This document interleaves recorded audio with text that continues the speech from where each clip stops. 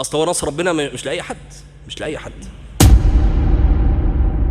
خلي بالكم ساعات ابتلاءات الدنيا ما تبقاش عارف انه ابتلاء، يعني ما بيتقالكش ايه خد تعالى يلا ده ابتلاء اهو خش يلا صح يعني، لا ده دول اتقال لهم ان الله ايه مبتليكم بنهر، خلي بالكم في ابتلاء، فمن شرب منه فليس مني ومن لم يطعمه فانه مني الا من اغترف غرفه بيده، يعني اللي ياخد غرفه واحده معايا، يعني المسموح بيه غرفه واحده ده المسموح، اكتر من كده مش معايا. الابتلاءات دي احنا بنسميها ايه في الشرع؟ تمحيص. ليه تمحيص؟ اصل الفئه اللي هتنتصر دي فئه ليها مواصفات، وده اللي عاوزين ندخل فيه النهارده. فعلشان تنتصر لابد ان يحصل ابتلاءات قبل المواجهه بها، يمحص او تمحص الفئه علشان يروحوا يواجهوا على نظافه. الكلام ده قلناه لكم فين قبل كده؟ فاكرين النبي عليه الصلاه والسلام لما خرج ليقاتل اليهود وقال ايه؟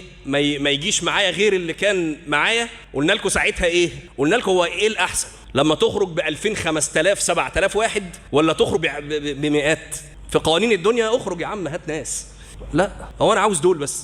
ليه؟ اصل التانيين دول فيهم مشاكل. ايه المشاكل؟ اول مشكله هيمنعوا تنزل النصر. يبقى انت بعد ما كنت خارج بفئه مؤمنه ثله مؤمنه ومعاها ملائكه ومعاها تأييد الرب سبحانه وتعالى ومعاها النصر، قعدت تزود اركب اركب اركب اركب وفرحان بالعدد، لكن تخلف عنك كل ما ذكرت بقى، الملائكه ونصر الله. اصل هو نصر ربنا مش لاي حد، مش لاي حد.